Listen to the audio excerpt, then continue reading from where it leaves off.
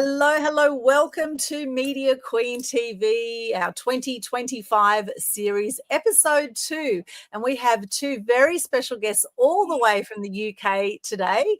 And these amazing people actually interviewed me on their show recently, which was really, really cool. Great episode that we had. It's called the Empowerment Extend show that they run. And today we're going to chat about identity, spirituality, and neurodiversity. Now, a little bit about our guest today. We've got Carinder Malhi with us. He's a campaign and disability advocate for the disability sector. And you can find him on LinkedIn and Matchmaker FM after this show. And we also have Sarah Bartlett. She's a disability advocate and registered learning disability nurse. And she's worked for and on behalf of people with learning disabilities and autism in the UK for over 20 years. Extraordinary. Welcome to Media Queen TV. Oh, thank you for having us. This is wonderful. Yeah, thanks for having us. Oh, it's great to have you here. And it's interesting, we were just covering your show recently and you mentioned I was on episode 69. Fancy that. I love the number 69. Such a beautifully balanced number. Now you've already got now 80 shows that you've done for the Empowerment Extend show, which is awesome because a lot of podcasts out there don't have more than 3 episodes and even less have more than 10 episodes out of the 5 million plus podcasts really? out there. I didn't realise that. Yeah, no, we've kept at it, haven't we, Carinder? Yeah, we've been doing it. Yeah, we are. Yeah, congratulations. So how did the two of you come to meet? How did you come together? Shall I go first? Well, Yeah. So basically, we are on the site with the HCM and really good thing. Yeah, Like we are on the Learning Disability England, and like the Learning Disability England is like from the English perspective. So our wonderful manager, Sam Rock, is sort of the Learning Disability England, and after that we put our podcast, we eat every single podcast that we have did, and me and Sarah, from that day, we have started fire. Yeah, we Sarah have. interviewed me about the disability campaign, and we both into politics, we both into the campaigning, we both into what we can do. Yeah. But our campaign is all about the top side level. Yeah. I couldn't put it any better myself, really. So just building on some of the things that Carinder said there, that in the UK we're part of, because we've been doing it personally. I've been doing it such a long time, such a big part of my life. And there is an organisation in England called Learning Disability England, which is sort of the beacon for people with learning disabilities and autism to be represented in that way, in terms of having their own voice, being empowered, and that is how they met. Carinder and I met because we have similar interests in politics and religion, two things that you usually don't talk about, but Carinder and I relish in both those subjects. So and since the pandemic onwards, we began with doing things like politics shows and cooking shows, just as a way to engage people really who perhaps were isolated in the pandemic and needed something like that. So and we've been doing shows most weeks since then. Amazing. And are you a long way from each other in the UK? We are really, aren't we? I'm in Manchester, and then Carinder's in Surrey. So that's that is quite a distance. So north and south, we're like sort of, I'm in the north, Carinder's in the south of England, and then so these connections, the people around us in the community, like any community, we know each other very. You get to know who's who, so to speak. So. Yeah, so it's been great. It's been really good. We're still learning, but it's about giving people the opportunity to do these things.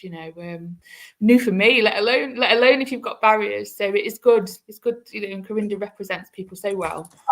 We've got into Yeah, brilliant. Now, for those who don't understand autism, can you explain a bit about what is autism and you know, how does it work? What are the pros and cons?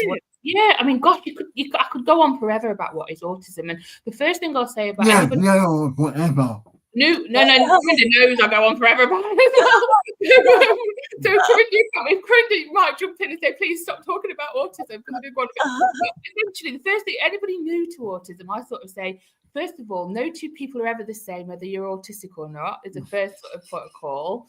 But autistic people do have differences in how they communicate, how they sense things, and often it's about how they imagine things too. And there's a lot I could go into detail about, but an autistic person to a new person coming in would see somebody that has differences in how they communicate, their preferences to environment and senses, and there's a plethora of nuances within how an autistic person will relate to another person, empathise with a person, how they will engage with anything sensory-wise, sort of the sensitivities around light or sensitivities around sort of tactile sensitivities as well. But it is a really there's a lot of sort of what we call classic autistic people. It all feels very categorizing words, which I don't like really to use, because labels are labels. But I think am I representing you well, Carinder? Yeah. And also, like we are got some more like a power, and I just read that comment. What there was a comment that one there that like on the way here, but yeah. So like ourselves, because like I'm a campaigner, I always campaign about stuff, making it autism. And what Sarah was saying, like with the autism, like blah blah blah. I'm from the powerful politics, same as Sarah. Well, Sarah, like we know that I'm like higher, so I know more about all these things. So I went to college, I went to school and studied, and I know I'm alright, Sarah. I think what Carinder's getting, I think what I probably missed is that there are within the autism community, there tends to be people that have particular strong knowledge about certain subjects, which is sometimes called twice exceptional. So it's quite, and there can be a bit of stereotype in there around people who are autistic being gifted or above people, or those kinds of terms. But actually, autistic people have a likelihood to have a focus on something that makes them an expert at it, or they have an exceptional way at looking at, and a different way of looking at something in detail for a prolonged time, sort of with focus. And that is some. So when it comes to Carinder, and Carinder, tell me if I'm wrong, this is just is that Carinder's focus is politics, and Carinder is insidiously insistent about politics to the extent he knows everybody connects with people, and he will, that persistence and speak positively about Carinder. He's not letting go of that interest. No, and that's when I see something, I want to let go. I like right. When you see something, you won't let go. So you've got to. So you're very very well versed with politics, and you're super interested in politics. Yeah. Definitely when like. And religion. Not religion, like. Not religion. But I'm always for you, yeah. But for me, I'm into like. I'm trying to get my own stuff in there sometimes.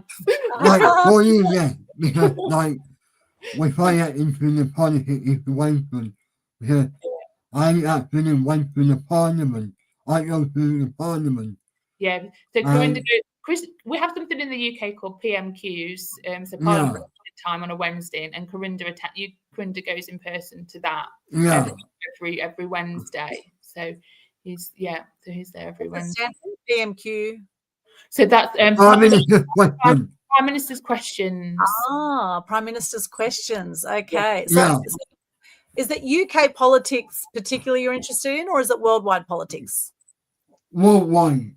Worldwide. Okay. Because as it is a many campaign, we cannot let anyone go. We cannot let anyone go at all.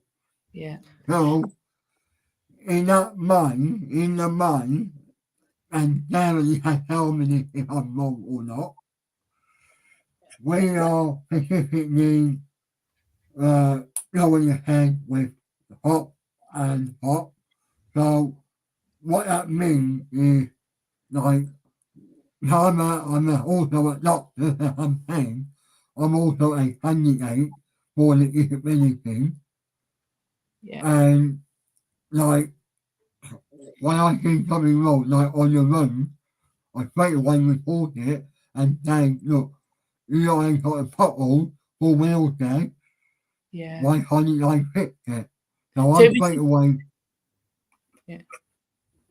Sorry to interrupt, but yeah, I was just gonna say that I was just gonna add that. So it's things like wheelchair access, and so one of the things that's been that Carinder's mentioned a lot is around there's limited wheelchair access at the House of Parliament, and Carinder raises those types of issues for people to get addressed. Oh, good, excellent. Yeah. Well, that's very important. Absolutely. And I know some people in wheelchairs that constantly had issues, with being catered for in different venues, and like things like getting onto planes, and it can be really, really difficult for people. I mean, I've seen one on YouTube, like this recently. A woman was in the wheelchair in an aeroplane. She wanted to go to the toilet, but she was struggling. And I thought, that's a bit unfair because there was no one there to help her. Right. And she was like falling on the floor. Oh dear. And I just thought, no, this is not right. Not The dignified. airline should be helpful, and the airline should be there to do stuff. And when I saw that, I was in tears. That got me in shock. Yeah. Like, how would someone not help her? Just for, like, me in the middle and falling on the floor. And, like, just only because she wanted to go to the toilet and she was a disabled woman and she lives in a wheelchair, but you have like a wheelchair, because some aeroplanes, they have like a wheelchair, like when they can push you. I don't know what it's called though, but like when they can push airport you. support, isn't it? It's a problem. Yeah. Airport support. But some of them, this woman never knew they asked for help, but they never did it. They ask for help, but they don't get it. Yeah. Well, it's a big issue, isn't it, in the disability sector? And, even like the aged care sector as well. Like, my mum's been in hospital for 7 weeks, and, it's been mostly very substandard care. And in fact, the aged care providers also, they are inundated. Apparently there's just, the services they're at capacity. There's long waiting lists for things to get done. I mean, in general, in Australia, hey, we pay people not to work here in Australia. We have something called Centrelink or Services Australia, which pays people who are unemployed. And, some people just stay unemployed because, they're quite happy getting the wage from the government without doing any work. So it's just like focusing the brain. I mean, that's educated. Some people, right, are not educated in the brain, right? Focusing like brain. I mean, obviously, right, it's like then functioning from this brain here. That's what we have a brain for. That's right. Yeah, I think this is something that Carinder talks to me about a lot, and which I'm sure he doesn't. We won't mind me sharing. Is that it is that frustration with surely people who are planning any kind of service at all of any kind of description, disability access, accessibility. Considering people who use wheelchairs, isn't that just standard now? And we often say that. Why is that? It's 2025. Is this something we have to keep on complaining about? Yes, sadly, it is. So, Yes. Yeah, and I just saw it in the chat, right? Someone said in the chat, like, hi, Freeman, you are whoever I am in support you are educating fans. Oh, so we are a fan here. Here's Crimson Blaze from Twitch says, hello, streamer. Your streams are exceptional. I'm all in support. Dedicated fan. Can't wait for more great content. Thank you so much, Crimson Blaze. We've got Extinction Howard on Twitch going, hey, all.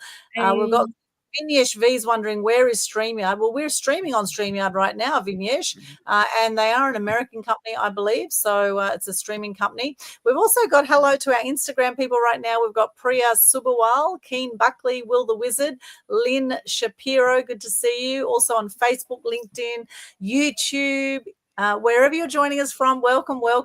We do like this show to be interactive, so if you do have any questions or comments at all about our topic today, then please pop in the comments. We do like to keep it interactive.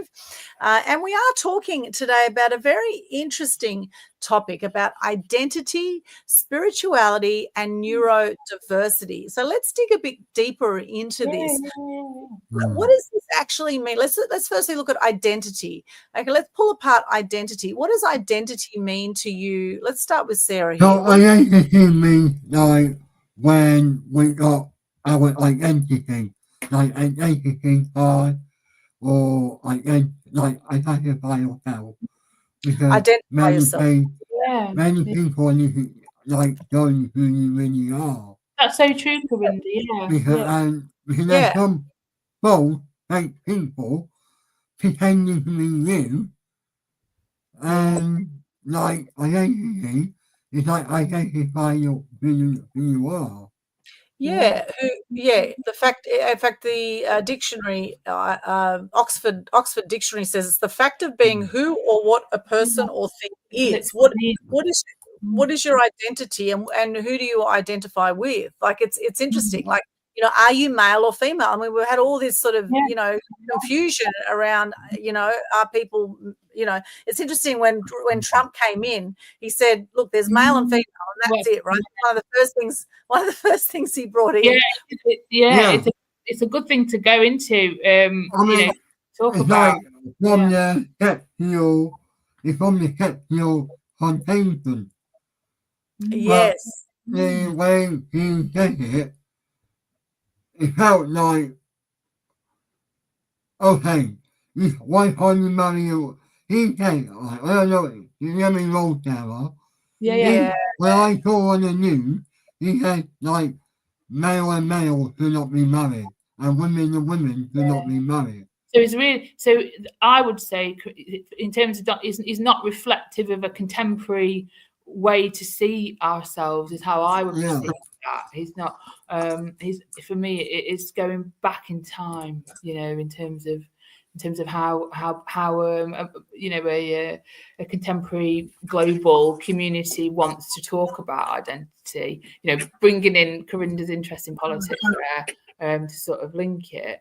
But I would say that if Carinder's okay with me sort of talking about identity in a neurodiverse context, if I can, just for a couple of minutes, is that I think for people who are neurodivergent, going back to sort of that no two people are the same, so I'm talking broadly, but a lot of people who are neurodiverse, or anybody who has to engage in constructs or with people and systems that aren't like them, their identity then becomes who they who the work. I mean, we all do it to an extent. That persona element of identity and neurodiversity is different to those who aren't, who are neurotypical, as we say. So it'd be those who, so identity in the context of being neurodivergent is that you have to put that persona, that identity on to engage successfully with your peers, with your environment, with those around you. Very similar to I think anybody who has to engage with the majority when they feel or are the minority. How you do that is about you don't focus on your own personal self on an unconscious level. Really, you focus on how do I successfully navigate the community I'm in, if that makes sense. And I think that's kind of what I wanted. I don't know if that's a little bit deep in some ways, but I think from a neurodivergence perspective, or from neurodiversity, identity in that context does alter to how we are authentically, to who we are outward focus, outward facing, which I guess we all have to juggle that. But there are definite differences, or there's more requirement for people who are neurodiverse to have their identity presented in a way to facilitate and navigate the environments they're in, which are different to them. It's not as natural, I guess. If that makes, I don't know whether that kind of makes sense. Well, I'm always interested in the meaning of the word. And so if we go to neurodivergent here online, it says neurodivergent describes people whose brain differences affect how their brain works. That means they have different strengths and challenges from people whose brains don't have those differences. So they also have their superpowers, right? They might come across a bit different to many people out there, but it's just about understanding the different strengths and I guess weaknesses that we all have in different ways, and finding that common ground to be able to relate to another human being, whether they're considered neurodivergent or not neurodivergent. Putting people at ease. Just, I think, and I think there's a call for how I sometimes think the criticisms within the there's that sense we all want to say we're all neurodiverse, we're all there's all that, or whoever, we're all this, but there are differences, the nuances and differences within humanity, and I think it's about and the social constructs that we have don't always place certain people and minorities in the best position to excel or to actualize or to thrive. It tends to be the majority of people. So like we were talking before, Carinder was talking about people who use wheelchairs, and that they're that airplane was not designed with the primary focus, with the minority in mind in that instance, because we've got this situation that, where we've got somebody who's potentially not having a dignified experience on a flight. So I think, I don't know whether you get the tangent, but I think what I'm trying to say is that in order to make everybody comfortable and at ease, we've got to see it from a wider lens. And I think if we just focus on who the majority, what the majority need and want, in the peripherals, there are people that don't thrive, that don't get the opportunities that they would otherwise have, and those on the peripherals look in and see that, and they think, how do I engage, how do I thrive? And then they their identity then shifts away from their authentic self, and they become what the majority needs them to be to navigate successfully, which is fact of life in many ways. If that I feel like I'm waffling a bit, but you get, I think it's kind of I think it's about, I think what I'm trying to say truthfully is that I think if we're looking to be inclusive, and again back to Donald, Donald Trump's sort of strong line of moving away from that, and in the UK in particular, we took the sentiment that we're not to be woke, that woke, there's almost like an anti right populism that's gone around, which has been really effective. People don't really want to they want to be safe in their own bubbles and want people to put up and shut up. That's how I feel about it, but that's because I've worked with people with learning disability and autism for my entire life, so I very much see it from that point, and I can say that it is about making reasonable adjustments and being an inclusive there are ways to adapt that don't need to infringe on anybody. In fact, it just brings everybody comes with us. And I at heart, I can't really envisage why people would want to leave anyone behind, with intention.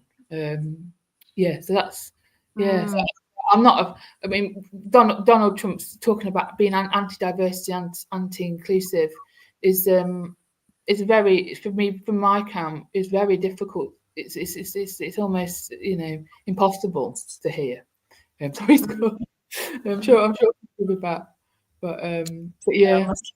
Internet must have cut out for a minute. I'm sure you'll be back with us. Yeah. Yeah, it's fascinating because, everyone's unique in their own way. Like, we're all 1 in a billion by birth, right? We beat 1 billion swimmers to get to the finish line. We're all unique. We're all a little bit different, right? We're all a little bit different. We're similar, but we're different, right? We're made up of the same stuff. We're all 99.9% energy, frequency, vibration, and we show up in different forms. Our human form is just a temporary thing. We're spiritual beings having a human experience. And I do often reflect on how fast life goes and how often people can be judgmental of others, and also can be really hard on themselves. And there's been a lot of trauma in the world lately. It's been a really rocky period, since the pandemic. Really, the last 4 years particularly have been really challenging for a lot of people. And, with all the wars around the world and the uncertainty in politics and, what's going on in Gaza with, and in Ukraine and, like all of this, there's a lot of uncertainty, and there's, rumors of even a World War III around the corner. And you kind of think, well, like there's certain things in life we cannot control. There's some things in life we just cannot control, and we have to learn to let go of some of those things.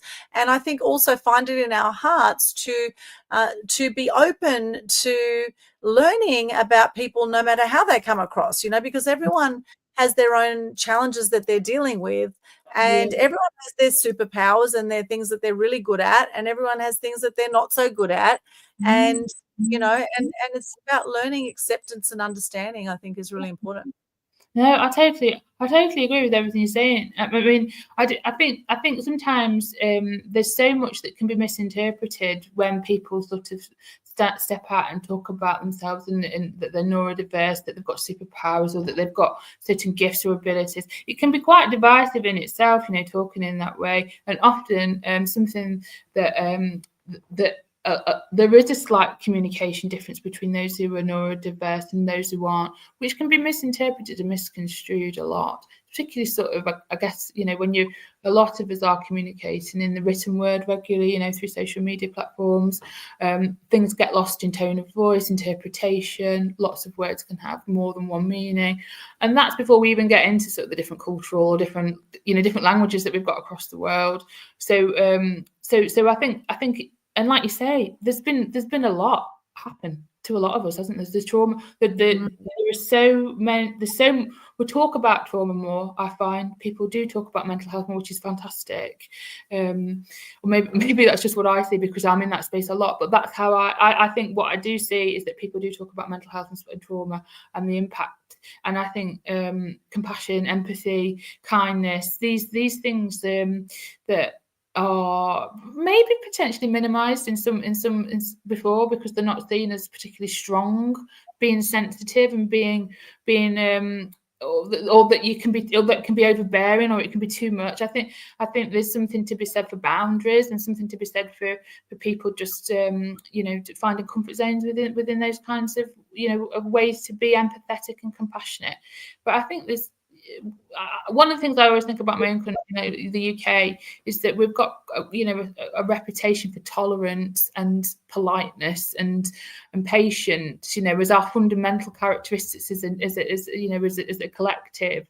And I think that's something I think the world needs to look at how we operate in terms of tolerance, patience, and politeness, and what that really means, and what that translates as in how how we are as a country. I mean, I say that probably with quite a bit of idealism there, because like, you know, we have had our own troubles, you know, with riots and quite, you know, far right wing movements, unfortunately. So it's not, you know, it's not coming from a camp of saying that, you know, we're perfect by any means at all. But I do think that tolerance, patience, and just I think it's just about every human being. You don't need to like everybody, you don't need to relate to them, but I think just appreciation that they're the fellow human being, and that they could somebody's son, somebody's daughter, somebody's mum, somebody's dad. You know, just have a little bit of that. If everybody had just a little bit of that, I think it encourage something that we need, because the world isn't getting any easier at all. Yeah.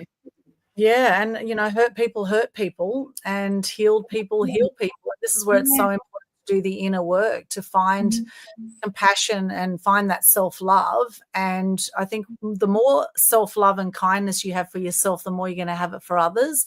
And realizing that just because someone's being nasty to you doesn't mean there's anything wrong with you. It just means they're just being nasty. And, you know, I just send them love. They're probably hurting about something. They're probably having some kind of challenge. And, you know, it doesn't justify anyone being nasty to anyone. However, the fact is it does happen, and no doubt it will continue to happen. However, you know, you want to minimize your contact with these kinds of people and not take it personally. I think that's a big thing. We've seen a lot of bullying over the years in the school ground. We've seen bullying, cyberbullying that happens. So much bullying. And Carinder, I know Carinder, we can see you there, Carinder. He says he's been blocked. We know Carinder's had some issues in the past with StreamYard. That's why he uses Riverside nowadays for his shows. For your shows, you use Riverside. So good to see you there, Carinder. We'll share some of your comments in the chat here. Stay with us. And he says, and also how the power is, he says here, and knowing the identity with the brain and heart. Oh, yes, that's very interesting. And also disability like ADHD. Well, I was diagnosed ADHD. Yeah, me too. Yeah, we said that years ago, and a lot of entrepreneurs are. And, you know, they're people that are changing the world in many ways. So there's definitely superpowers with all of this. And it's just a label at the end of the day. So, you know. Yeah, I think it's like you want. I mean, I found. I don't know about yourself, but I mean, I could sit here and tell you all the wonderful things about myself. And I mean, I love. I'm creative and empathetic, and I'm very heart-led. But I often feel, and maybe I don't know whether other people need to hear this. Is that I feel not a need to minimise or reduce, but I've all of a sudden become very, very aware that I could be targeted by hate, or I could be, you know, seen in a light that could attract bother. And there's always that sort of, you know, shine regardless and don't take things personally. And the world is tougher, and the more you're out there doing things, the more you're going to get. Full stop, good, bad, and everything else. But I've never. And maybe I'll work. Maybe this is just my part where I'm at personally in my journey. Is just that sense of there's a vulnerability that I never felt before, because the world just feels like it's not in my corner as much as it was, say a decade ago, in terms of sort of those values and the way things have been, which I'm in person. I put a lot to bringing Carinder back in, because I know it was politics, so you know, so much that bringing things, whether we've got sort of a left wing, you know, way of being governed, or a right wing way of being governed. And I always feel quite relieved when we have a left wing persuaded government, personally, because I just think at the heart of anything that sits in the left is the lines with more likely to align with social justice, which often facilitates kinder, more empathetic ways to govern anything, is what I believe. But I don't know whether that's I had a late diagnosis of ADHD, so it's getting used to that sort of context that people might see me in, which I never have had to handle before. If that makes, I don't know whether you relate to that, but it's just I never had to handle before. It didn't even enter my head, you know, that I would have it, you know, that I had a disability, or people might see. I mean, I kind of don't see myself to have a disability. I don't know. Again, I guess this is back to like identity, isn't it? How do I see myself versus how am I perceived? And it's never felt more. I don't know. Never felt more like I need to really sort of think about that. and if there's other people watching, that might be something in terms of identity. We've said let go, haven't we, a few times? You know, let it go, be yourself regardless, and get on with life. Yeah, absolutely. Yeah. And that's where the self-love comes in. You know, you're perfect just as you are. You are perfect just as you are. You know, how often do we try to change ourselves, or we think, you know, when we become like this, then we'll be happy, or whatever it is. You know, be happy in the moment now, wherever you're at. You're a remarkable human being. You know, and you know, all these things are labels, right? They're all labels. We all have our quirks and our differences, and we all have our superpowers, and we all have things that we're not so talented in, etc. You know, but we all make up the beautiful fabric of life, right? We all make up, you know, we're all sharing this time on the planet together, which is such a gift. You know, to be at this time, like really, when you think of all eternity, say all eternity is here, and our life is like that. It's like over in a split second, you know. And I'm seeing this now with my mum in hospital. She's almost 81 and she's got dementia, and it's really challenging, you know, really challenging. You know, she had a fall 7 weeks ago, and she was walking fine before the fall. Now she's got a broken arm. She can't walk. She can't feed herself. It's just absolutely horrible. And I think, gosh, it was only 2 months ago we were doing a half-hour walk together, and there was nothing wrong at all. Yeah. I mean, dementia, just can be happening overnight. Yeah, I know. Dementia is steadily getting worse, but it's sort of like it's taken a big downhill turn, and it's really challenging when you see people you love that, and these things we have no control over, right? But what I do is I go to hospital every day, or as much as I can, and nearly every day, and I go and feed her dinner, and I just be present with her, and I appreciate her as she is, because these things we cannot change, right? So, yeah. So I always thought of I think having an ability to sort of ride with life and the flow and be accepting of every situation, of every season, sort of thing, of every circumstance is it's a real gift to be able to do that. It's accepting things as they are in the now, and it's not easy. It's not easy. And I think in particular, well, actually, I don't know. I was about to say something that's quite dogmatic in nature about autistic people being rigid, but I don't actually think that's always the case. To be honest with you, that's quite a stereotype in a lot of senses. yes. I think it's like with anything, when life takes its turns to something that's not as we hoped or as we want, or, you know, a difficult time, it falls back to who you've got around you to support you, I think. And if you've got good foundations of support, then you're more likely to be able to navigate anything. And I think some of the work that I've done recently, maybe since the pandemic, is that people haven't had the right foundations from the off, you know, and I think we know that you can see where people haven't had the privileges that others might have to have that resilience, you know, to handle life storms. And I think that where we know we have people around us, or even in a professional context, that we know they haven't had the right ground, you know, the right foundations, we just have to look out for those other people a bit more in advance, sort of, I like, you know, anticipate that, you know, that they might, you know, of what could happen, because we, you know, there's a lot of knowledge around, you know, those that are nurtured and those that don't necessarily have everything that they need. It's not it's like a fine. I think sometimes there's a fine line between when do people take personal responsibility for what's happened to them and where do they sort of. But overall, I think it's about being reasonable about understanding what good nurture and what good grounding and foundations in life can give you, and if you haven't had it, what are the risks around that? It's something that, you know. Yeah, I love that. And I think this topic, you know, identity and spirituality, I think they're very closely interlinked there, because spirituality, I think, is crucial. I think having faith, whatever it is that you believe in, I'm not talking about religion, I'm talking about spirituality. And we actually did, you know, a whole episode on this on Total True Show recently, where we talked about spirituality and religion and the differences between the two. It was very interesting. But what is spirituality? What is faith to you? And one thing I love is actually the serenity prayer. And I'm actually going to read this to you because I think this is absolute gold, this serenity prayer. It says, God, grant me the serenity to accept the things I cannot change, the courage to change the things I can, and the wisdom to know the difference.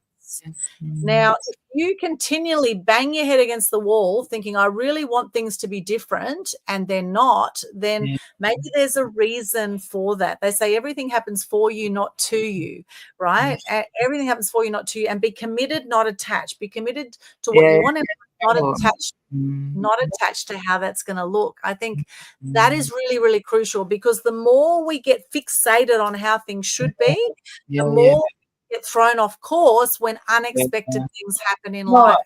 And doing the inner work is so, so important. I've invested over $1 million in my business and personal development. I continue to invest. I continue to learn and grow. I continue to turn myself inside out and upside down to be the best version of myself that I can be. And I can tell you, I'm constantly hit with challenges all the time, right?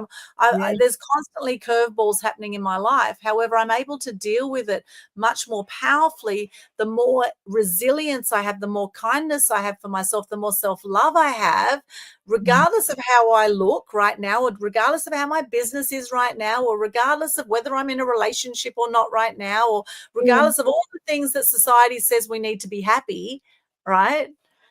Be happy regardless, right? Be happy that you're alive. Be happy that you're here now on the planet at this very exciting time in life. I mean, it's an absolute gift that we're here, and the people that we bump into on this journey of our 80, 100, 120 years, however long we're on the planet, right? The people that we bump into in this time is extraordinary when you think there's 9 billion people on the planet, and maybe we'll meet 10,000 in our whole life, maybe, right? If that. I always think about the ripple effects, just the ripple effects of who you bump into. I've been very transient in my life. I've lived in about every town and city across the UK I've lived in, with always with sort of that my work's been quite a big focus, in terms of, as a mission, let people, ensuring people learn to speak autism, have the right kind of care, have the right voice, rights, and just a scene, really. I think ultimately, when I sort of boil it down to what it's been about, and I reflect on how much that just one person can do, in terms of what the ripple effect of kindness, and what that can mean, and what that can, and how everybody can do. Everybody has got life, haven't they, to do something, that is meaningful, spiritual or otherwise. But I do think that is quite. I mean, my mission's always felt quite spiritual. My work's always had that sense of not being concerned about power, position, so much. More about always bringing it to something very humanistic, very, very, about something quite. I didn't even sort of correlate it being as spiritual as it is, but I definitely think that we are here to do. I personally think that I'm here to do something that's important, but not, it's like I don't want to be. It's not an egotistical thing, It is just about. It's about being authentic about what you're alive to do. What am I conscious to do? That purpose, that meaning, and having, and it's more of a feeling than an explanation, of just understanding that it is about bringing something that should be seen visible, and being part of raising a collective vibration that's very needed for the times, is how I sort of interpret a lot of what I do on a spiritual level. That it isn't so much about. I'm quite resistant to sort of the materialistic or materialism in some ways. There's definitely a part of me that doesn't want to engage in that in terms of what I do for my work. But bringing it back to sort of where it sits within, sort of, for people who are neurodivergent. I think that it's probably the opportunities are needed like this to talk and to offer that alternative perspective, just to to diversify how people are thinking and feeling in a different way, in a different. It might be that people had never engaged with people who are neurodiverse before, speaking to them on any level. So these kinds of platforms do offer that, to diversify on any level, really. But yeah, I'm kind of waffling a bit, but yeah, yeah. I get what you're saying. What people don't understand, they tend to either knock or they run away from, or they just don't want anything to do with it if they don't fully understand it. And this is where, like for example, growing up in Sydney myself as a first generation Australian, now I have Greek, Turkish, Ukrainian background, and I was bullied a lot as a kid because, at the time there weren't many people who had European background. And I mean, now you go to the Northern Beaches area of Sydney and now it's full of Asians and Indians and just about every race you can imagine. But back then in the 70s and 80s, it was a very strong sort of Anglo-Saxon kind of area. And even though I look Anglo-Saxon, I guess, I mean, I've got fair skin, etc., but my name was different. The food I took to school was different, and so the kids would knock me. So I copped all sorts of bullying back then. Just with that little difference. But if the people actually learn to understand people from different cultures and they get to know them, that barrier then goes down. So it's the same with the neurodivergent people out there. As you start to get to know them and you make the time to really understand them and to get into their world, the more you will have that compassion, I believe. The more you'll be able to relate. You'll have that relatability. Yeah, and I think I don't know whether I'm being naive in that, but I think most people, once they do, engage with people in a relatable way, it does alter how it does. It's very powerful, and I think that I think for different reasons, a lot of people it's just something you said before about connecting but not attaching, to Committed. Yeah. I think that's really important thing to say because it also brings us all into the now. But if you are I mean, I say this with not, I'm sort of accusing people of being judgmental, but I mean it's potentially projected a little bit. But I think it's if you have set beliefs and ways to see the world, allowing alternatives to come in is it's vital, isn't it? I think to do that. That's the first hurdle. You've got to be once you can sort of let your guard down and allow alternative ways to be. I think one of the things I think people experience a lot when there's a lot of people around a table who are all different is this frustration in communication. And in my work as a learning disability nurse, one of the first things you kind of learn is about frustration with communication, because it's and then as soon as you see that's what you've kind of got on your hands, then you work around understanding a person and engaging and looking at communication in that context, that it's frustrating.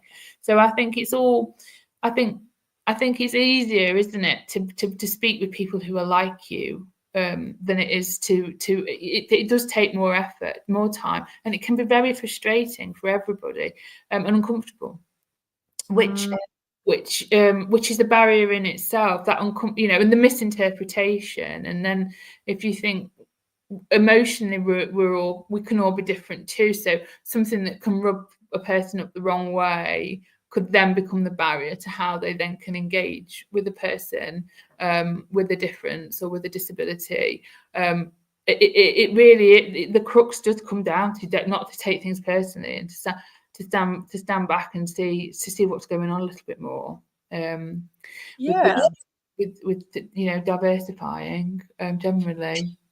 Yeah, I agree, because not everyone are your people, right? We're not going to resonate with everyone out there, and that's okay, right? And I actually just did a quick bit of research in the background because I was really curious, how many people do we meet in our lifetime on average? Now, did you know a third of people actually die by 65 and 90% of people die with Okay, so these stats I'm about to share, this is if you live to about 73 years of age, okay, you will get to know about 80,000 people based on if you meet about 3 people a day, okay? So it's about 80,000 people, which is only about 0.001% of the world's population that you'll actually meet in your lifetime. Isn't that extraordinary? 80,000 people roughly if you live to 73 years of age. So say it's 100,000 people if you live to 100, might be 100,000 people that you meet, but that's really not a lot when you think of the overall things. And I think, why is it that we come across certain people in our life? And, you know, some people say, well, we attract everything into our life and everyone into our life, whether we're conscious of it or whether we're not conscious of it. We are like a magnet, and we attract wherever we're vibrating at in life, or whatever conscious level we're at. You know, we will attract to the level that we're vibrating at.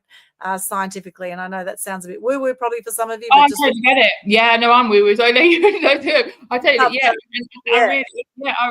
I really have that. You know, just to share, I've really found that and I can look back across my life and see where there's certain people that have arrived, or I've been, you know, and then also likewise people have fallen off when I've changed as well, and moved into different parts of either exploring sort of you know, that inner work you were talking about earlier, you know, and I think there are times when we can explore darker places, and then there's times when that vibe and we somehow people do arrive in our lives quite I found this anyway, quite surreal actually, who has arrived in my life at times, and it's wise to listen. You know, it's wise to take note of what that is, who's there and what you do. I often find that, I don't know about yourself, I find that I can it's almost like I arrive for people to either heal or save or be there, and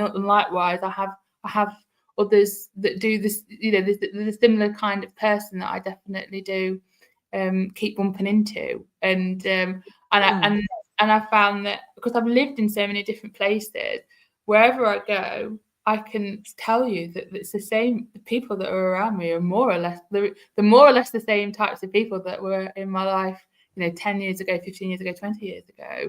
Every time I move around and meet new people, so I think there is this. It's a pattern that I've noticed, that there is something in who is around us, and this, you know, past lives and things like that. I've done I've done some, you know, exploration into that, and that whether it's tapping into the unconscious mind or whether it's true or what, there is something. There's something in that, you know, who we are from an organic place as to who you know, who you're around. And I don't know about you, but if I'm not resonating with someone, my body will tell me, my mind, something will tell me that this isn't right. And then the wisdom sort of taught me to hold that a little bit, that uncomfortableness, and just see what that is a little bit more. Whereas I think a few years ago, if the vibe was bad, so to speak, that'd be it. I wouldn't engage. Whereas now I have a little bit more, what is that? You know, what is that vibe? And not sort of trying to work, you know, if I need to work with it, I'll work with it. If I mean, obviously don't, but I don't know. I don't know. Is that something that you experience? Yeah, I definitely feel more drawn to certain people than other people. It doesn't mean that the other people are any better or worse than we are. It just means we're at different frequencies and vibrations, and maybe you know, we're vibrating different frequencies. If you look at Dr. Hawkins' scale of consciousness, when we get in different emotions, we vibrate at different frequencies. Now, some people love to live below the line, as they say. They love to live in drama. They love to blame everyone else for all their issues. They love to sort of be depressed. And look, I've been there. I've had my depressed moments, right? However, now I choose most of the time to be above the line, to take responsibility for everything in my life, to you know, to live an empowered life as much as possible. And so there's certain people that love to be the victim and love to live in drama, and they're the kind of people that I don't particularly want to hang out with. Sure. Now, with those people now, I've attracted a lot of those into my life, I must say, and often those people are hurting people. And, because I don't want to hang out with them, I generally bless and release, right? I bless and release, and I send them love, and I send them off for other opportunities, and I choose not to put my time into hanging out with those people, because they will tend, if you hang out with a lot of negative people, your energy is going to drop naturally when you hang out with really negative people. If you hang out with people who are positive, who are uplifting, who are having a great life, etc., then you naturally will feel better hanging out with that kind of, in that environment. And I think that environment is so important, and what we choose to take on board from our environment. Now, sometimes these negative people can be family members, right? Now, you might love your family members. However, it doesn't mean you have to hang out with them all the time, right? Again, it's about making empowered choices for yourself as to how you want to live your life and who you want to live your life with, and learning to toughen yourself to criticism. I think this is particularly important for neurodiverse people, because no doubt they would get a lot of criticism from others who don't understand them, who don't get them, and I must say at times it is hard to understand sometimes what neurodivergent people can be saying or what they're thinking, etc. However, we do know that they all have emotions just like us, and they feel, sad and happy at times, and they're doing their best. Everyone's doing their best, I believe, right, with what they have, with what we've been given. I think we're all doing the best we can. It's just a matter of getting conscious to where we might be unconscious about how we're doing life and how we choose to do life. How do you want to live your life? A lot of people say, I just want to be happy. Well, what is it that makes you happy? Do more of that. Do it. Yeah, I think you can't. You've got to. You do have to be proactive. I do believe in things like you can manifestation and positive mindset and things you've sort of said there. I really personally resonate with. But you do still have to do. You have to get out there. I think I really believe that it isn't just a case of you attracting and everything gets done for you. You do have to put. It's still work, isn't it? Whatever you kind of, you got to choose, but we do choose, don't we? We do choose what to engage with, and it's like you're saying about family members or commitments. It's sort of like with my work. Sometimes it can be quite wearing, in certain spaces. And if this was just a case of right, the vibe's bad, I'm off. And then sometimes I do have to touch base with my values and why do I keep on turning up, and why do I keep at things, and why sometimes I might feel drained, or sometimes I might feel, but I know that underneath it the motivation's there because it's something that it's a commitment, it's a responsibility. So I keep, and I think it's about where those lines are, aren't they? The lines of responsibility, accountability, and where you can actually go, I'm choosing to engage with something that isn't doing anything other than hurting me. And then, and then that, I think that's, those are the points of sort of, you have to sort of cut up and draw the line. Is how I anyway.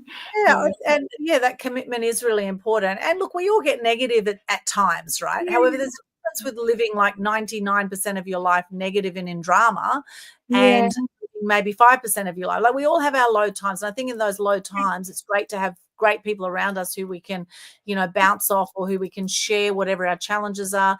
And there will be challenges. I had a whole lot of challenges as came on today, unexpected things just before the show. I had a few messages that came through that were unexpected, and I thought, okay, I'm just not going to deal with that right now. I'm going to focus, be fully present here at this moment. Then later I'll be fully present with those messages. But if I was to sit here and worry about those messages, then when people send you messages, it's their to-do list. It's not your to-do list, right? So this is where really learning to manage your time effectively, because I think also with the boom of social media and AI, more and more people are becoming like ADHD, or having ADHD type symptoms, with just like the go of everything that's happening, the full-on information overload that we often get. So it's like, if you're not ADHD, you soon will be if you just hang out on social media enough, because of all the information. I think it is a case of like, you said that, that people have got access to people 24/7, so if you have got a really sort of like, if you've always sort of attracted people in because you give and you're caring and you've got just this great energy, then it's all well and good, but you've got to that people can get hold of us. They've got access to us all of the time, and I've learned that there are times when I do think, oh, I can feel it coming. I'm like, oh, that's it, no, I'm done. And I'll need total digital. I'll move away from anything digital. I'll move, just completely want to be alone, sort of thing, and just like and just be in my own energy and space. Because I think sort of bringing it back to the topic, I am quite extroverted, really, but I do really resonate with being quite introspective as well, and in sort of that, and I think some of that introspection and introversion that's crept up on me, maybe it's because of that sense of 24 access to my energy, and it's just a way that I've adapted in my times and environment to heal myself and to give myself my own space and privacy. I don't really relate to that.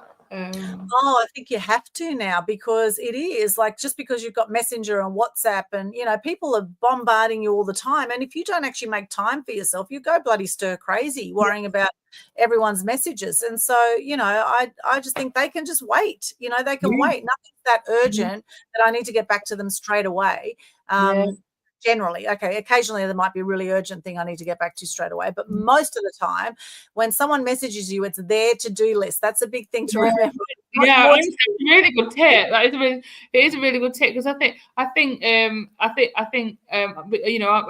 sort of from a nurse background. There is that sense of that you want to. It's not even like a people please thing, but it's like it is that service. We were talking about at the beginning, that sense of giving service. And I think those of us that are more inclined in that mindset to give service, we want to. It's not sort of it is actually the path of least resistance. It's the natural flow to be giving, to give service. But there is that you've got. It is about. I think I need to probably reflect on whose to-do list am I doing today. I doubt I've done my own for a very long time, but it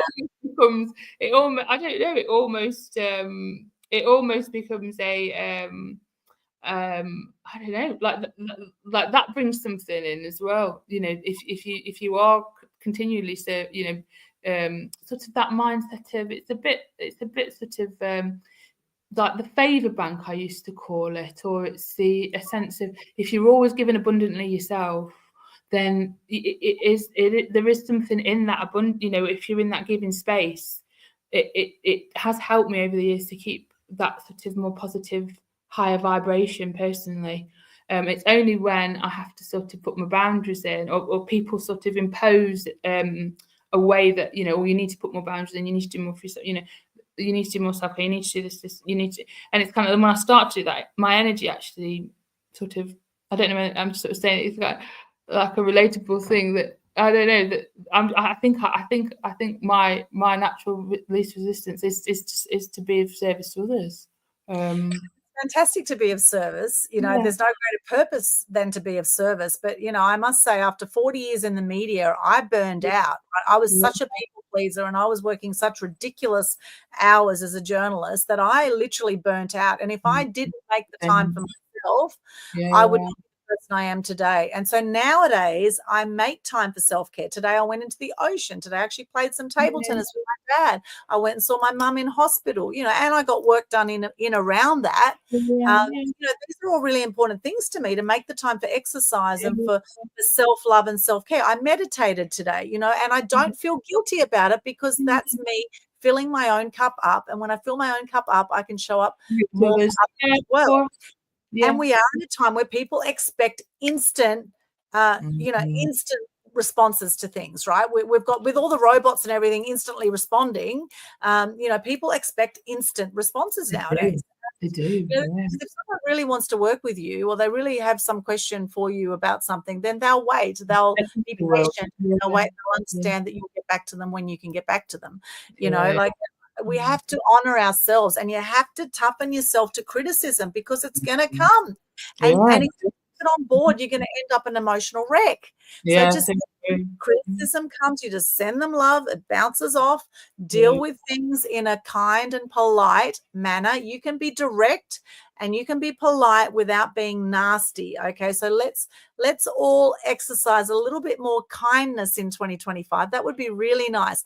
More kindness to self and more kindness to others, whether the others are considered neurodivergent or not, right? This is a being thing here. This is about your identity, your ID, your how you show up in the world is how you see yourself, your identity, and your spirituality is going to strengthen you, help strengthen you to the criticism by having faith, right? And by your intuition and having that sixth sense, and you know, realizing that you are a miracle of life by birth and you deserve to be here. You do belong. You are loved, right? You are loved and you are good enough. Okay, now they're the three biggest fears that people often have, that they're not loved, they don't belong, and they're not good enough. Well, I'm telling you, you definitely are. All three, definitely. I'll say that too. It's so true, isn't it? The second each of us opens our eyes with one in terms of being here, being alive, being conscious, being valuable, belonging, every single person. I really, really believe that. Yeah, absolutely. Now, I want to thank, we've got some more people have hopped on Instagram here. Good to see you there. We've got Carol Darcy Art has joined us. Empowerment Extend. Good to see you. Carinder there on Instagram has joined us as well. Good to see you there. Ageless Body Formula, beautiful Linda Morrison. Good to see you there from Melbourne. We've got Wolf1111 has joined us. We've got The Mind Paradigm with Alex. Hello there. Cancat Actamir01 has joined us on Instagram. We have Ros Boundy on LinkedIn. Hello. She says, hello, Ros. Good to see you there. And I know Carinder's made a comment here. Let's come to Carinder's comment here. Spiritual values in the workplace, increasingly discussed and applied in the business ethics literature, can be viewed from an individual, organizational, or interactive perspective. The following study examined previously unexplored workplace spirituality outcomes. Using data collected from 5 samples consisting of full-time workers taking graduate coursework, results indicated that perceptions of organizational level spirituality appear to matter most to, and then the next bit is cut off. So I'm not sure what the next is, but if you put it there, pop it in there and we'll read the rest of that bit. That's from Carinder. Thank you so much. Carinder, who unfortunately has been blocked off StreamYard for some reason. Not sure why. Do you know why he was blocked? What's going on there? He had unfortunately, Carinder was having some problems with some hackers and trolls, as I saw it. And I think they were targeting him, unfortunately. So I think. I mean, I don't know quite the detail, but I think StreamYard made the decision to stop because it was So it's that some of those things we said before about you know, bullying and things along those lines. So yeah, it's not good to hear. Sorry to hear. Yeah. I'm glad we had him on at the beginning, so that's great. We've got Arslan Arsal here. Hello, it says great. Hello, Arslan, and we have Arslan. Maybe it's Arslan.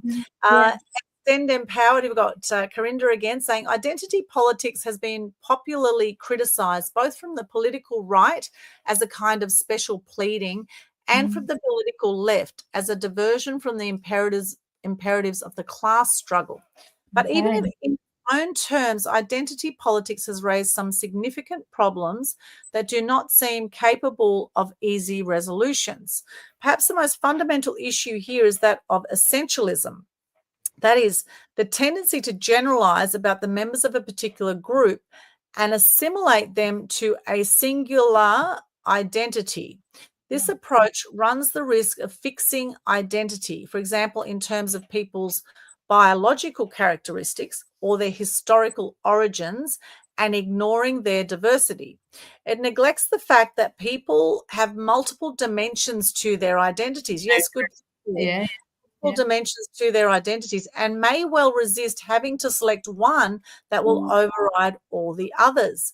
Exponents of identity politics have argued that a kind of strategic essentialism may be necessary for particular purposes and that different conditions may be formed. I don't know if there's any more to that, Carinder.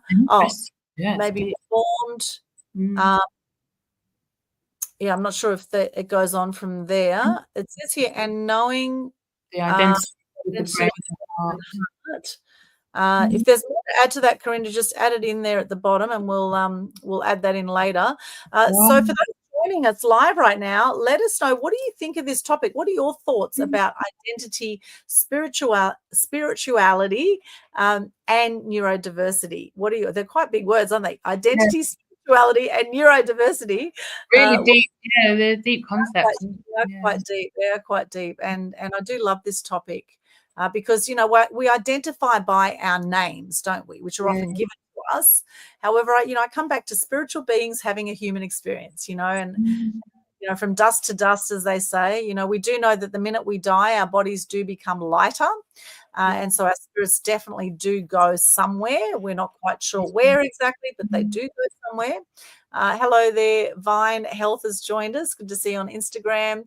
So let us know, what are your thoughts about this topic or what we shared so far? And do you have any questions? Yeah, that'd be great. Any questions for Sarah or Carinder as well, let us know in the comments. We do appreciate you joining us here. It's Friday night here, 10 p.m. I'm actually on the Sunshine Coast at the moment, 10 p.m. on the Sunshine Coast. And Sarah, for you, what time is it over there? Yeah, it's 12 noon here. Yeah, they just noon, yeah. Probably very cold over there. It's very hot over here. So yeah, it's freezing. And I've been sweating all day. It's been a hot one here. Yes, it's been interesting chatting with you from across the world. Isn't it beautiful? I'm so grateful for this technology to be able to reach you.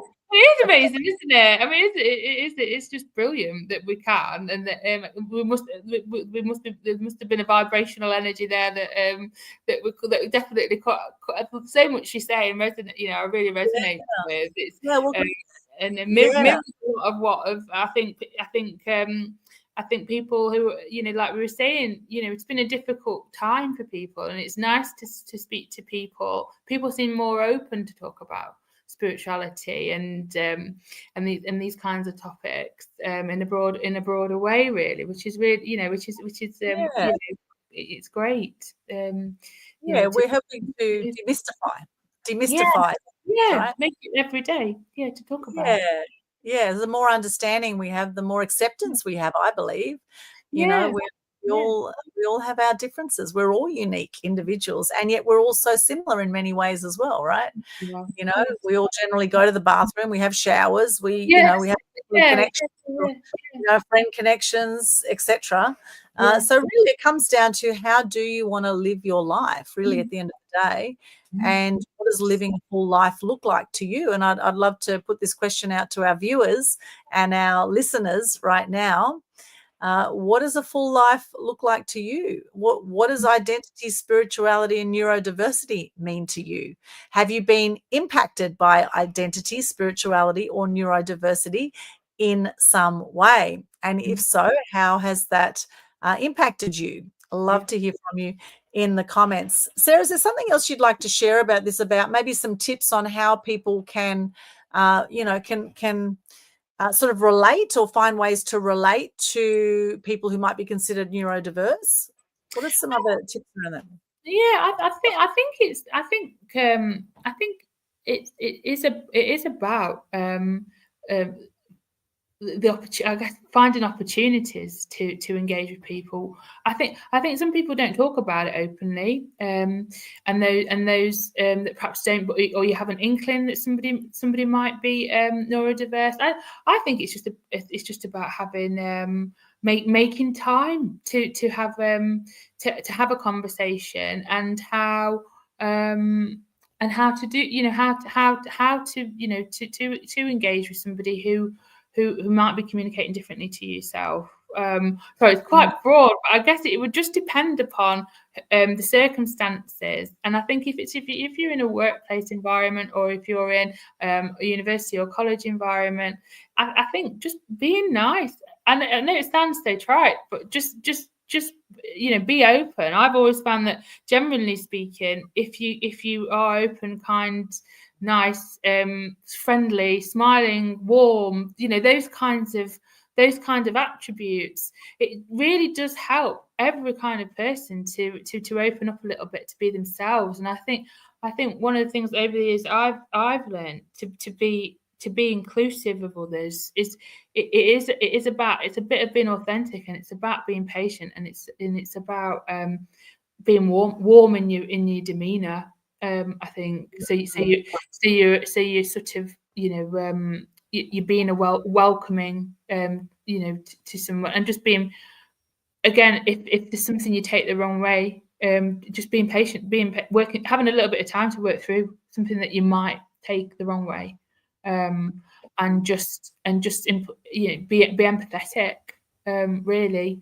To me, it sounds like that people are just probably, a lot of people just kind of know how to be patient, kind, but I don't think everybody, for one thing and another, holds a sort of a sense of preconceived idea, or a judgment, or a bias, or they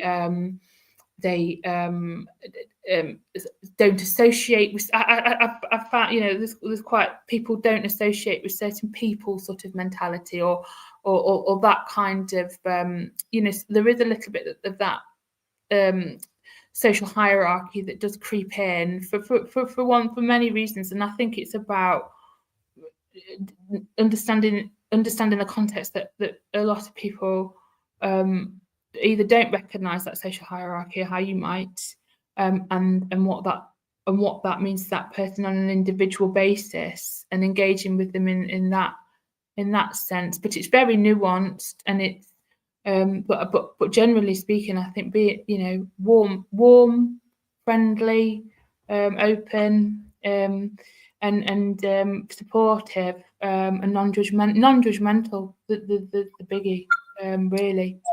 Yeah, I love that, because we don't know what anyone's going through, right? Always have some compassion in your heart. Don't take things personally. If someone's being nasty, there was years and years ago, I did this door-to-door sales job. It's one of the worst jobs I've ever had, right? When I was straight out of uni and looking for work in the media back then, looking for full-time work. I had work in the media, but it was all part-time, casual, and I really wanted full-time work. And this one job, door-to-door sales, I was doing, we were selling these film cards to people, like knocking on doors in Brisbane. And I remember the sales meeting at the beginning of the shift every day. We'd all get around a big circle and we'd all pump ourselves up for the day. Yeah. And we'd pretend to put on these suits, right? We'd put them on, like put one leg on, put the other leg, put this invisible, it was an invisible suit, right, that we'd put on, and then we'd do it up. And the guy that was leading the sales team, he'd say, this is your invisible shit suit. So any shit that comes your way is just going to bounce off this suit. Yeah, it's always stuck with me, this invisible shit suit, that any shit that comes your way is just going to bounce off. And so, it's really important to have that protection for yourself, however that looks, right? To protect your energy, because if you let the negative people out there, the people that are, nasty, and the bullies, if you let them into your world, it's going to affect your energy potentially. If you don't protect your energy, it's going to affect your energy. Yeah, you do have to it's discernment, isn't it? And I think I was, sometimes you can look at a situation with, I used to like radical empathy and things like that. You can see deep. I always take that. I always have that as a default, and that radical empathy is a default because it helps. It's a selfish thing in some ways, because it does actually help me to then frame it around the things we were saying before, like the shit suit would be perfect and it's not personal, and everything was sort of set. And then it also allows me to just frame it in a way that's that's true to my values as well, still, as opposed to me sort of think, what a horrible person, or I don't want to, I avoid that. Doesn't go into my head, because I just always frame it in radical empathy, but it doesn't mean, oh gosh, I'd be lying if I said there were times when those horrible, you know, sometimes if, you know, when there's horrible energy around, again, even if it's not personal, oh, I've let it completely consume me for a couple of days, you know, and then I don't know about yourself, but then I've let it, you know, I think you learn to not let that in. And sometimes having, if I'm doing a close piece of work with somebody, sometimes having their energy around me, even if it's horrible, helps me understand them. So it's like I have to process their stuff with a means to an, you know, I mean, I've got a boundary with that, but I'll be right, process it, understand it, feel it, it's horrible, but then I take it back to a place of radical empathy. I can then understand that person in a way that either, you know, supports them. It depends on the, you know, depends on what my purpose or the boundary is for me, you know, what I need to be doing with the person, if that makes sense. It's sort of, but protecting yourself is, I mean, I've done things like, you know, using crystals, grounded techniques, meditation, exercise, lots of time on my own to just to decompress.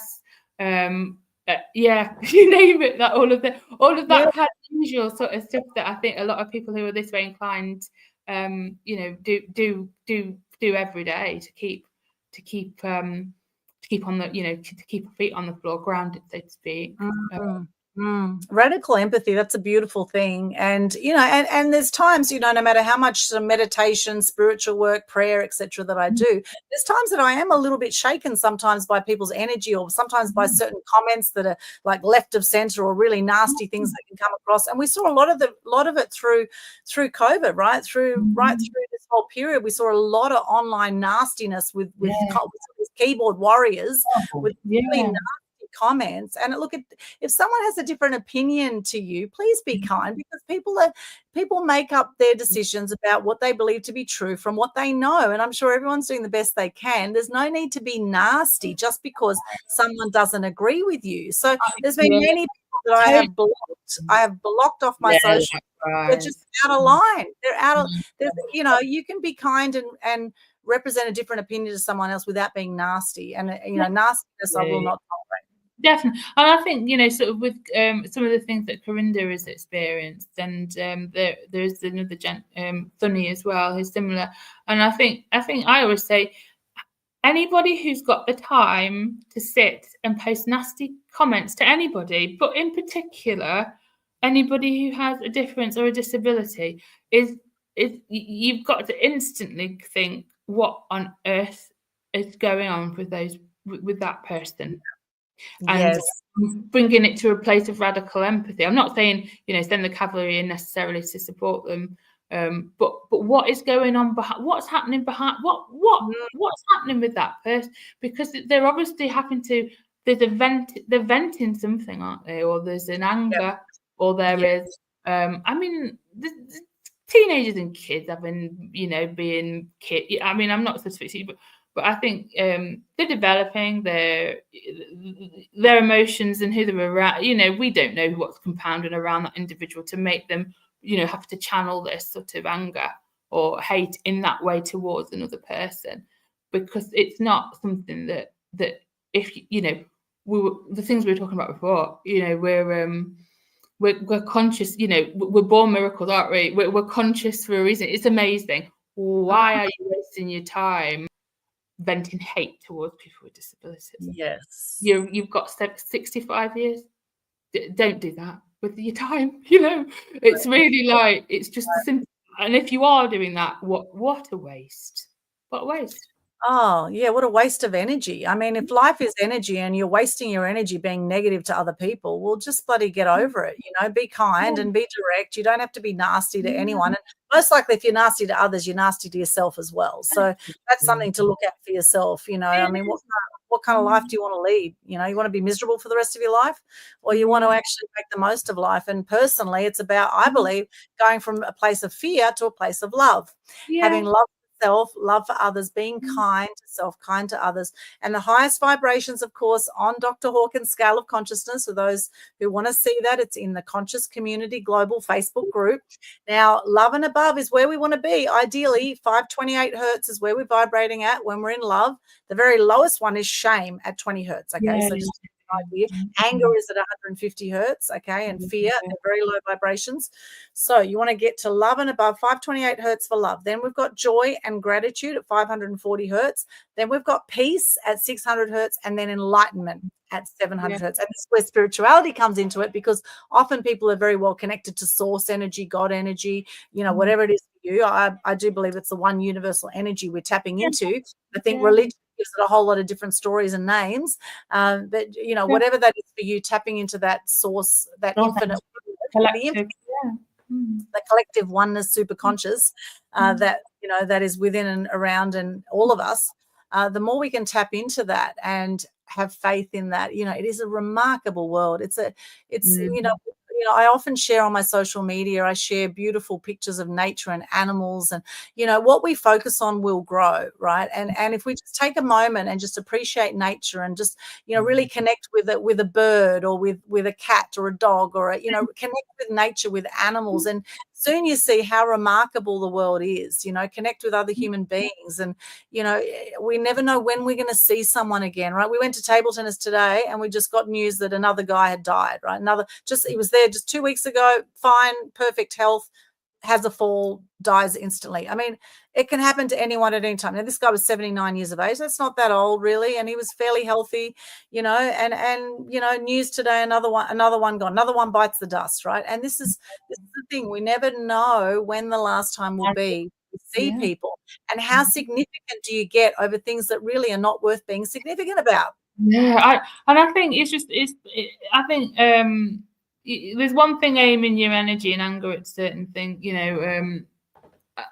Gosh, I can that with families. Sometimes it is about standing back and having, you know, and forgiving and being patient about people and circumstances as well. I think most people, other than people that waste the time, you know, sort of attacking people with disabilities online. I mean, which I don't really want to give them any more attention than that. But I think most people's stronger emotions they do come from our closest relationships. They come from those that we expect something from, our attachments, those people that we attach to, as opposed to connected to, our family. And I do think that, you know, we've all got a responsibility to give space and time around emotions within family systems, because we tend to be, you know, in each other's lives all, you know, for a very long time. Whereas things, negative energy, negative emotions can build between those you're attached to, who you're relying on, or who you expect certain things from.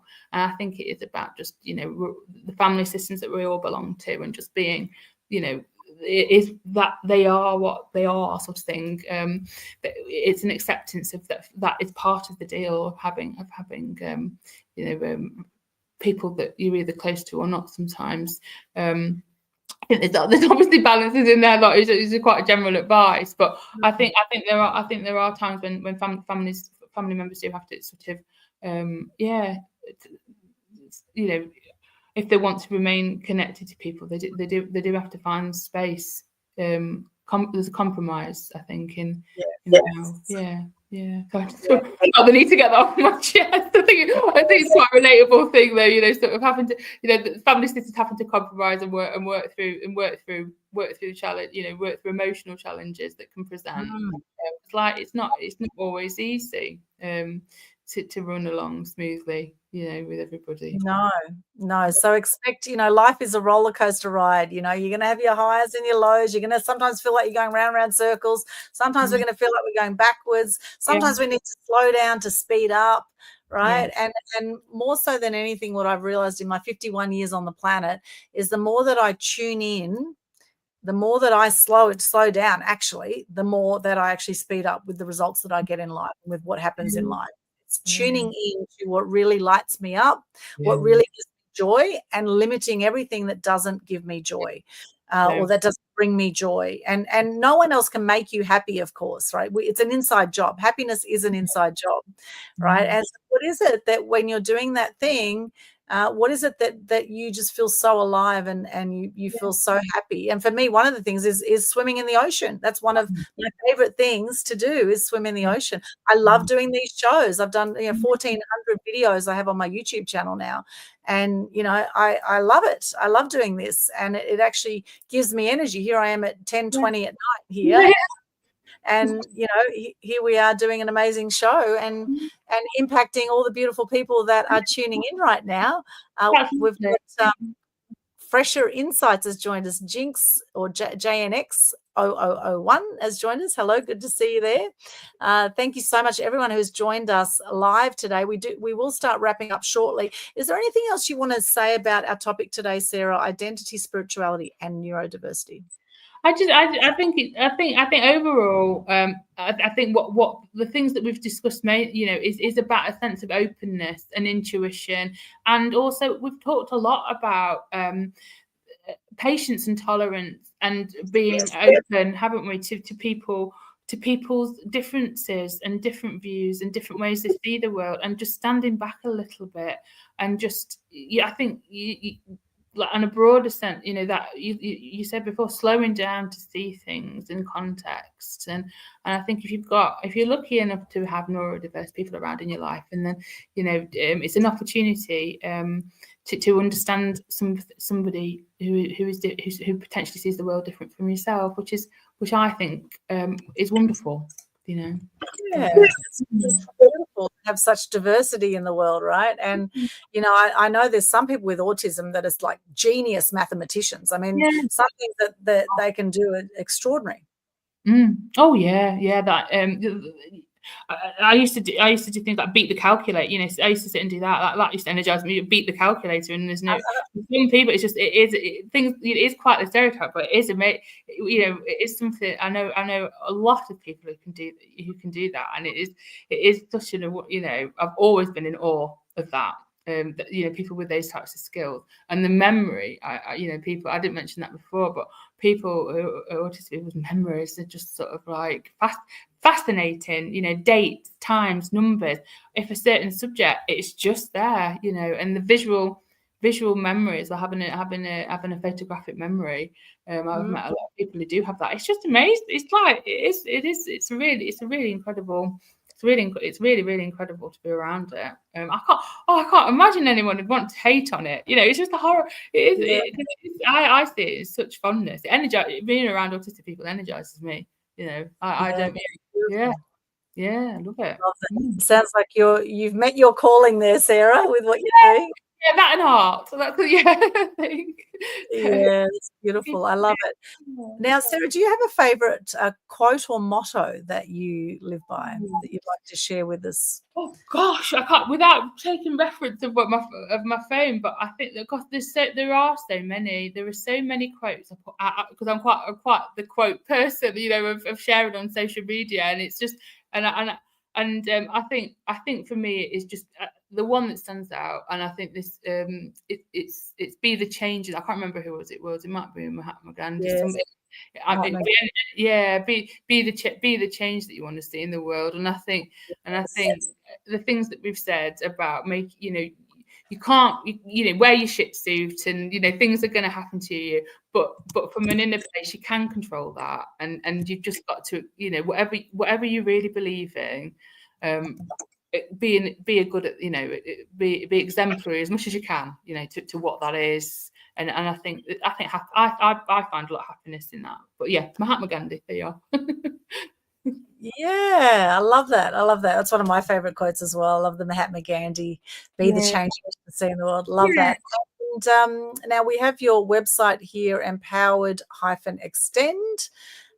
Here, is that the best place for people to connect with you? Or I think they can get me on there, and then we've got a contact page, so you can contact me directly from there. And then I think Carinder's put a couple of our different pages we've got on social media out there. They put, anybody who'd like to see and talk about what we do, we'd be glad to have conversations about it. Yeah. Beautiful. Love it. And I do want to thank Carinder for reaching out to me. He spotted me on LinkedIn, I believe, and reached out to me and asked to interview me. And this is how this all came about. So from that seed that was planted from Carinder and from me saying yes to that opportunity, that we had a great interview where you interviewed me on your show. And now here we are interviewing you and Carinder earlier. Thank you, Carinder, for joining us earlier on this show as well. It's been a wonderful show so far. And wrapping up, I'll share an inspiring quote. This one's from Steve Silberman. It says, neurodiversity may be every bit as crucial for the human race as biodiversity is for life in general. Yes, so thank you. Nice. Neurodiversity may be every bit as crucial for the human race as biodiversity is for life in general. Oh, I love that. Yeah, that panders to every box I've got. So I really love that. That's brilliant. Yeah. Yes. And this is another good one from Kathleen Seidel. Difference is not deficit, right? Just because you're different doesn't mean you're less than in any way, right? So let's embrace the differences in life. It is an extraordinary world, and we are so blessed to be here at this time in life. And of course, we will be dealt with challenges in life. That's part of what makes us stronger. It's part of how we learn and grow when we step out of our comfort zone. And sometimes it takes having some uncomfortable conversations or dealing with issues you may not want to deal with. However, it's when we have those conversations sometimes that we do become stronger human beings and we do build our resilience. And as they say, diamonds are created under pressure. Absolutely. Right? Diamonds are created under pressure. Now, for those who want to connect with me, you can hop along to linktr.ee/Aldwyn. It's got all my links there, linktr.ee/Aldwyn. You'll see some free media resources there. We have the Global Good News Challenge every month. It's a free challenge where you can share gratitude and good news. It's a great way to lift your energy and lift the energy of those around you. And shout out to Felisa Moffat and Narelle Gatti. I've noticed have already done their February challenges. Well done. Just a 2-day challenge for February for the second month. Go to the Global Good News Challenge Facebook page, which is linked in there. At the top there, it's got all the details on how to participate. It is free and it's free marketing for you. We share your videos out to thousands of people and you will feel amazing when you do it. And you'll be helping to reduce depression and suicide rates as well when you do the Global Good News Challenge. And you'll see all the other cool links. Subscribe to my YouTube channel if you haven't already. We've got my Facebook page, this one here, Aldwyn Altuney Media Queen.